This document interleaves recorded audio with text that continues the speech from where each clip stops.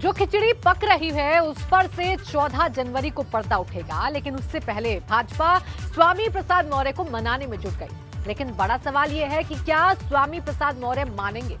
ये सवाल इसलिए भी बड़ा है कि स्वामी प्रसाद मौर्य ने चुनौती देते हुए अपनी हैसियत दिखाने की बात कह डाली है।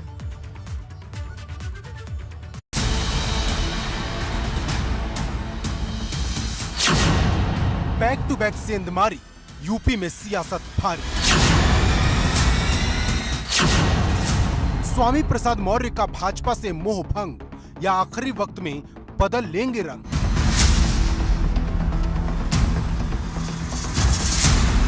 स्वामी प्रसाद मौर्य के इस्तीफे के बाद यूपी की सियासत में हड़कंप मचा हुआ है।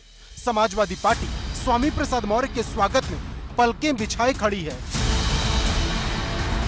उधर भाजपा को समझ नहीं आ रहा कि वो इससे डील कैसे करे, क्योंकि जहां एक तरफ भाजपा के नेता स्वामी प्रसाद मौर्य को मनाने में जुटे थे, तो वहीं दूसरी तरफ गौरव भाटिया जैसे नेता स्वामी प्रसाद मौर्य पर ट्वीट रूपी तीर दाग रहे थे।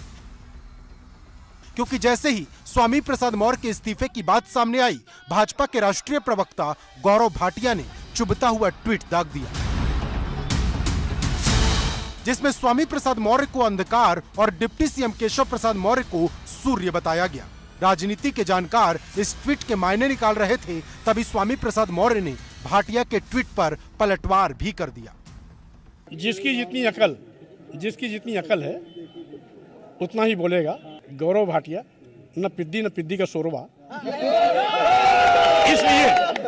इसलिए उनके जवाब को मैं एक सिरे से नकारता हूं। इसके थोड़ी ही देर बाद गौरव भाटिया ने अपने ट्वीट को डिलीट कर दिया, जिसका सीधा मतलब था कि भाजपा आलाकमान नहीं चाहता कि कोई भी नेता स्वामी प्रसाद मौर्य को लेकर बयानबाजी करे, जिससे बात और ज्यादा बिगड़ जाए। लेकिन तब तक कई नेता काफी कुछ कह चुके थे। कैबिनेट मंत्री नंद गोपाल नंदी ने जहां ट्वीट कर स्वामी प्रसाद मौर्य पर निशाना साधा, वहीं भाजपा के राज्यसभा सांसद हरनाथ यादव ने स्वामी प्रसाद मौर्य को जिन्ना समर्थक बता दिया। देखिए, स्वामी प्रसाद मौर्य जी का जाना कोई अस्वाभाविक बात नहीं है, कोई असाधारण बात नहीं है। क्या नाम, स्वामी प्रसाद मौर्य और अखिलेश यादव दोनों की विचारधारा एक है। दोनों ही जिन्ना को महान बताते हैं, तो जिन्ना को देशभक्त बताते हैं। तो एक विचारधारा के लोग स्वाभाविक तरीके से एक जगह पहुंच गए हैं।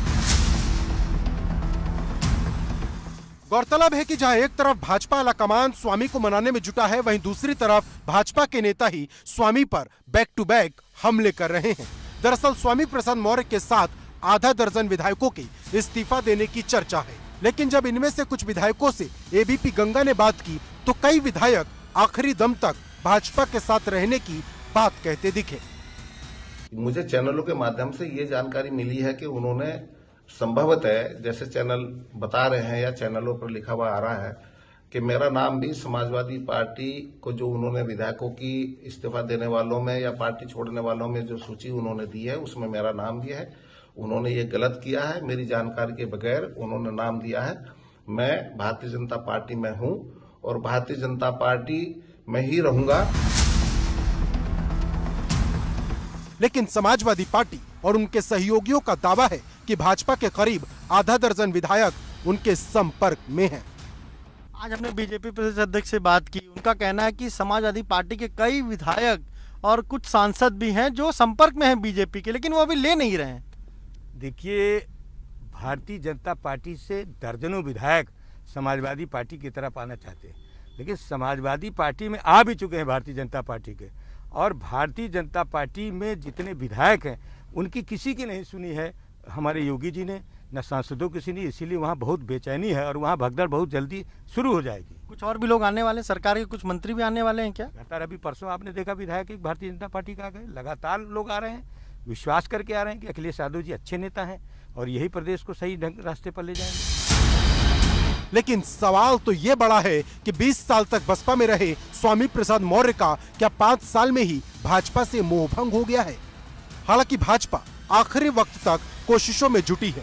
अब ये कोशिश कितनी कामयाब होती है ये देखना होगा, क्योंकि दूसरी तरफ Akhilesh Yadav back to back अपनी चाल चल रहे हैं और वो ये जताने की भरसक कोशिश कर रहे हैं कि स्वामी का दिल अब भाजपा से भर गया है, लेकिन स्वामी प्रसाद मौर्य को लेकर छिड़ी इस जंग में कौन जीतेगा ये देखना होगा।